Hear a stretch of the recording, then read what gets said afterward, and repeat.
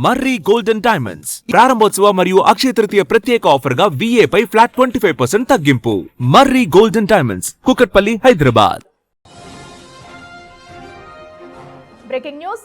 Rajya Sabha deputy chairman ఎన్నిక వివాదాస్పదమైంది. Parliament ప్రత్యేక సమావేశాల్లో భాగంగా ఇవాళ ఉదయం 11 గంటలకు రాజ్యసభ డిప్యూటీ చైర్మన్ ఎన్నికను నిర్వహించనున్నారు. అయితే కేంద్రం తీరును నిరసిస్తూ ప్రతిపక్షాలు ఈ ఎన్నికను బాయ్కాట్ చేయాలని నిర్ణయించాయి. కేంద్రం ఏకపక్షంగా వ్యవహరిస్తుందని మండిపడుతున్నాయి.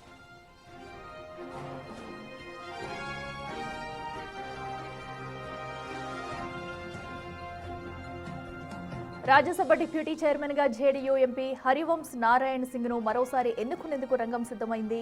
అయితే దీనిపై విపక్షాలు తీవ్ర అభ్యంతరం వ్యక్తం చేస్తున్నాయి. 2 దఫాలుగా రాజ్యసభ డిప్యూటీ చైర్మన్ గా వ్యవహరించిన ఆయనకు తిరిగి ఆ బాధ్యతలు అప్పగించడాన్ని తప్పుపడుతున్నారు. ఏడాది ఏప్రిల్ 9న హరివంశ్ పదవీ విరమణ చేయగా ఆ మరుసటి రోజే రాష్ట్రపతి ఆయనను రాజ్యసభకు నామినేట్ చేశారు. ఒక నామినేటెడ్ సభ్యుడిని డిప్యూటీ చైర్మన్ పదవికి ఎంపిక చేయడం రాజ్యసభ చరిత్రలో ఇదే మొదటిసారి. సాధారణంగా ఎన్నికైన ప్రజా ప్రతినిధులకే రాజ్యాంగబద్ధమైన పదవులు దక్కుతాయని, నామినేటెడ్ సభ్యుడిని ఎంపిక చేయడం పార్లమెంటరీ సంప్రదాయాలకు విరుద్ధమని ప్రతిపక్షాలు వాదిస్తున్నాయి.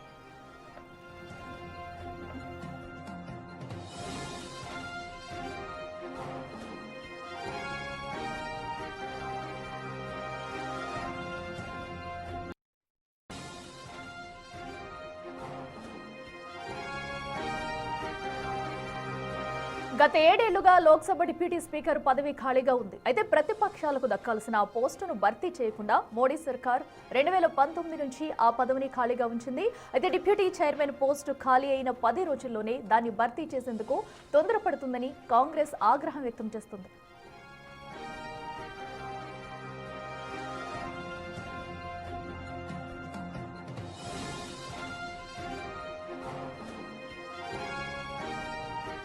మరోవైపు డిప్యూటీ చైర్మన్ ఎంపిక విషయంలో కేంద్రం ప్రతిపక్షాలతో ఎలాంటి చర్చలు జరపకుండానే ఏకపక్షంగా నిర్ణయం తీసుకుందని వారు ఆరోపిస్తున్నారు.